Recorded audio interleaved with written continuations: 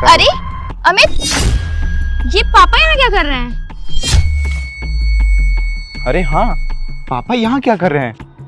तुम एक काम करो, उनको फोन लगाओ और पूछो वो कहाँ पर है। ठीक है, मैं करता हूँ।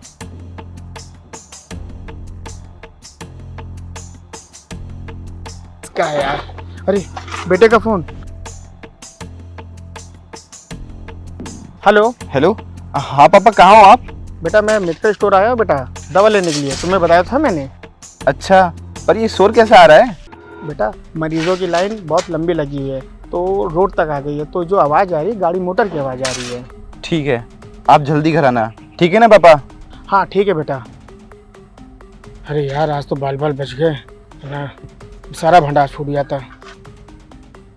पापा बोल रहे हैं कि वो डिस्पेंसरी गए दवाई लेने के लिए, और जो शोर आ रहा है वो बाहर की गाड़ियों का शोर आ रहा है। अच्छा, फोन देना, उनकी वीडियो बनाते हैं।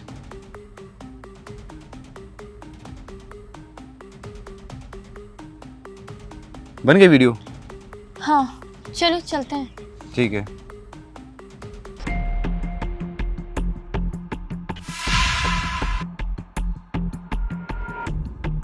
पापा आ गए आप?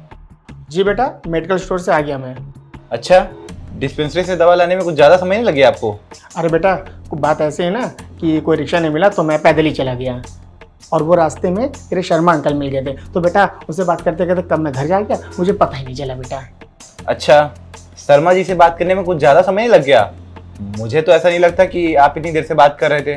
बेटा, मैंने तुम्हें बताया था ना कि मेडिकल स्टोर पे काफ़ी भीड़ लगी थी, इसलिए मुझे देर हो गई।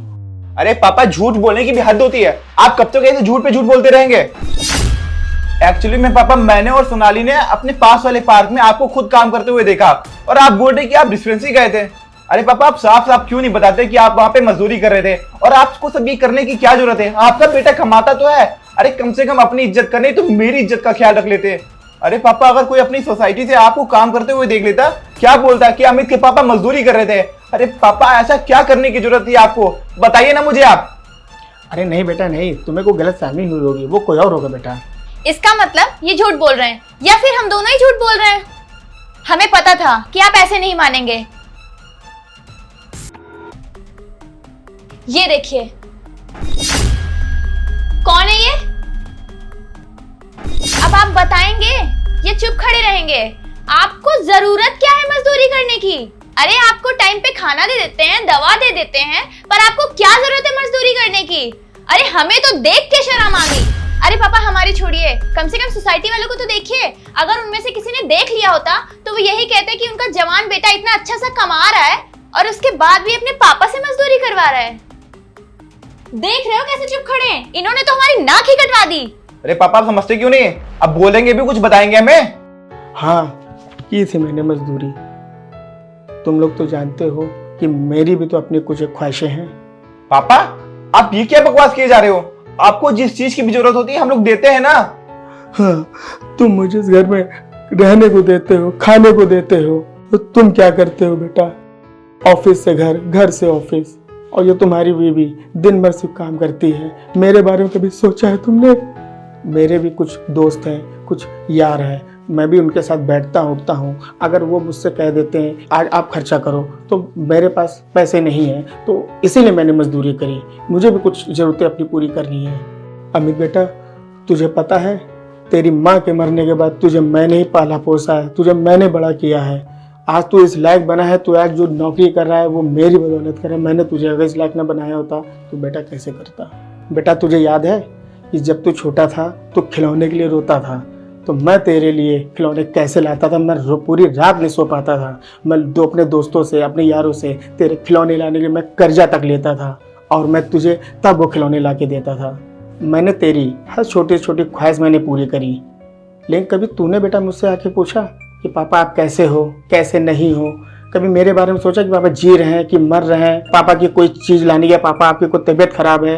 कभी आपने पूछा मेरे बारे में? नहीं पूछा। ना तेरी बीवी ने बेटा पूछा। मुझे लगा कि तेरी शादी के बाद तुम लोग मेरा ख्याल रखोगे, लेकिन तुम लोगों ने मेरा 1% भी ख्याल नहीं रखा।